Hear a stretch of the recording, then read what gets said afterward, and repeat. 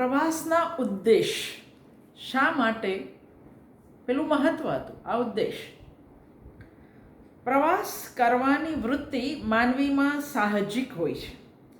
કાકા સાહેબ કાલેલકર જેવા કોઈ આજન્મ પ્રવાસીઓ નિરુદ્દેશે ભ્રમણ કરતા હોય છે. કેટલાક પ્રવાસ શોખીનો સ્વાંતઃ સુખાય પ્રવાસ કરે છે, પણ મોટા ભાગના પ્રવાસીઓના પ્રવાસ પાછળ કોઈને કોઈ પ્રયોજન, ઉદ્દેશ, હેતુ રહેલ હોય છે. કયા ઉદ્દેશ? એક, દરેક દેશની સામાન્ય પ્રજા ધાર્મિક શ્રદ્ધાળુ હોય છે.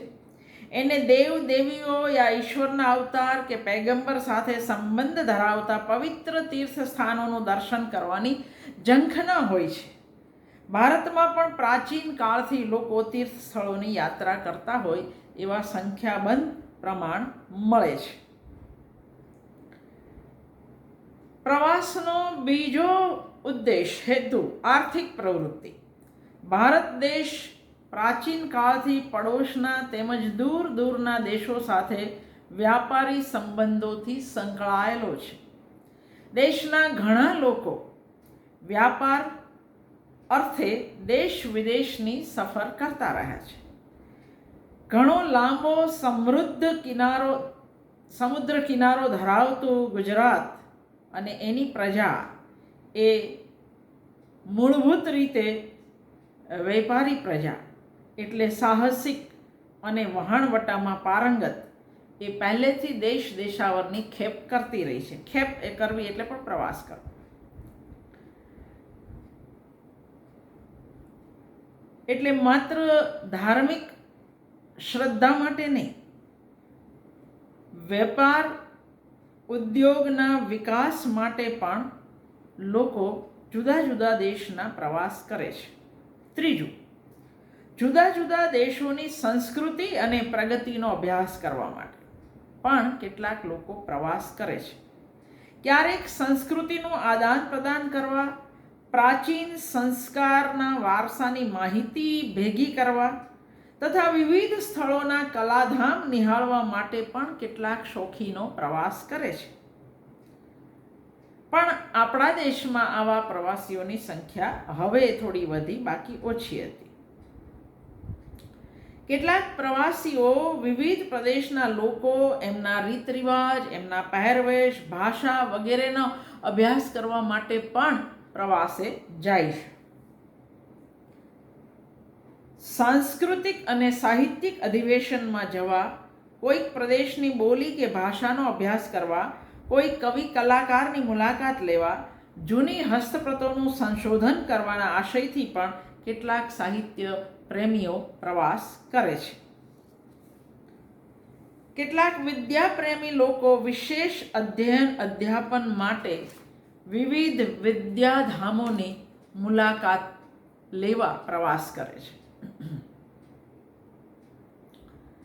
ચોથું, દેશ વિદેશના રાજકીય સંબંધો સુદૃઢ બનાવવા, વિવિધ રાજકીય સમસ્યાઓની ચર્ચા કરવા, રાજકીય પરિસ્થિતિનો અભ્યાસ કરવા, આંતરરાષ્ટ્રીય સંમેલનો અને શાંતિ પરિષદોમાં ભાગ લેવા માટે કેટલાક લોકો કેન્દ્રીય અને રાજ્ય સરકારના પદ અધિકારીઓ, રાજકીય પક્ષના નેતાઓ, રાજકીય પ્રવૃત્તિમાં સક્રિય હોય એવા લેખકો, કવિઓ વગેરે પણ વિવિધ દેશોની મુલાકાતે જાય છે. કેટલાક ગુજરાતી લેખકો, દાખલા તરીકે રવિશંકર રાવળ, રમણલાલ દેસાઈ, ભોગીલાલ ગાંધી વગેરે સોવિયત સંઘના પ્રવાસ તથા એમનું નિરૂપણ કરતા પુસ્તકો એ આવા સંજોગોના પરિણામે નિપજ્યા હશે. પાંચમું ઉદ્દેશ, કેટલાક વિદ્વાનો તથા પુરાતત્વવિદો પુરાતત્વના અધ્યયન અને સંશોધન કાજે પ્રાચીન સ્થળોના અવલોકન માટે વિવિધ સ્થળોની મુલાકાતે જાય છે. ક્યારેક ભૌગોલિક પરિસ્થિતિનું જ્ઞાન મેળવવા માટે પણ પ્રવાસ થતા હોય છે. નવું જોવા, શોધવા, નવા સાહસો કરવા માટે પણ કેટલાક સાહસિકો દુર્ગમ પ્રદેશોની શોધમાં નીકળી પડે છે. દુર્ગમ પ્રદેશોના આવા સાહસિક પ્રવાસીઓ તે માટે પોતાના જીવનની પણ પરવા કરતા નથી. કોલંબસ, વાસ્કો ડી ગામા, જેણે કોલંબસ અમેરિકા શોધ્યો, નીકળેલો ભારત શોધવા. વાસ્કો ડી ગામા ભારત આવ્યો. મધ્યકાળમાં નાનસેન, અમુન્ડસેન, સ્વેન હેડિન પિયરે, રાહુલ સાંસ્કૃતાયન વગેરે અર્વાચીન પ્રવાસીઓની આ જે સાહસ યાત્રાઓ છે એ બહુ જ જાણીતી છે. કેટલાક રાજાઓ જુદા જુદા પ્રદેશો પર પોતાનું વર્ચસ્વ જમાવવા પ્રવાસ કરે છે. દાખલા તરીકે સિકંદર, બાબર જે ભારતમાં આવ્યા. કેટલાક પ્રવાસીઓ માત્ર મનોરંજન માટે પણ દેશાંતર કરતા હોય છે. કેટલાક જાણ્યા અજાણ્યા પ્રદેશોનું પ્રકૃતિ સૌંદર્ય નિહાળવાના આશયથી પ્રવાસ કરે છે. પ્રકૃતિની સુંદરતા અને ભવ્યતાને પામવા તથા ઈશ્વરની અક્કળ લીલાનું દર્શન કરવા માટે જ કેટલાક પ્રવાસીઓ ભ્રમણ કરતા હોય છે. કેટલાક પ્રવાસીઓ નિર્હેતુક પ્રવાસ કરે છે. પ્રવાસ ખાતર પ્રવાસ. વિવિધ પ્રયોજનથી આપણે ત્યાં પ્રવાસો યોજાય છે, પણ નિર્હેતુક પ્રવાસ કરનારા પણ હોય. પ્રવાસ માણસના જીવનની એક અતિ મહત્વની પ્રવૃત્તિ છે. આદિકાળથી માનવીને એની અનેક મૂળભૂત આવશ્યકતાઓની પૂર્તિ અર્થે દૂર દેશ પરદેશ ભ્રમણ કરવું પડ્યું છે.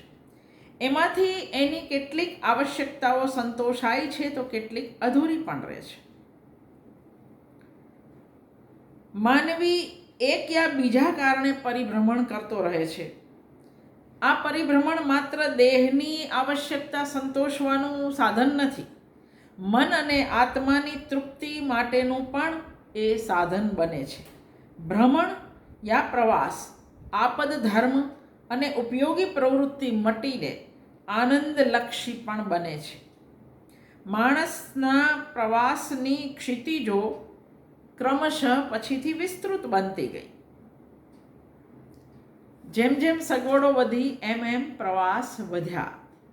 અહીં આગળ આપણે એના હેતુ અથવા ઉદ્દેશની વાત પૂરી કરીએ અને પ્રવાસ સાહિત્ય સ્વરૂપના લક્ષણની વાત પછીથી કરીએ.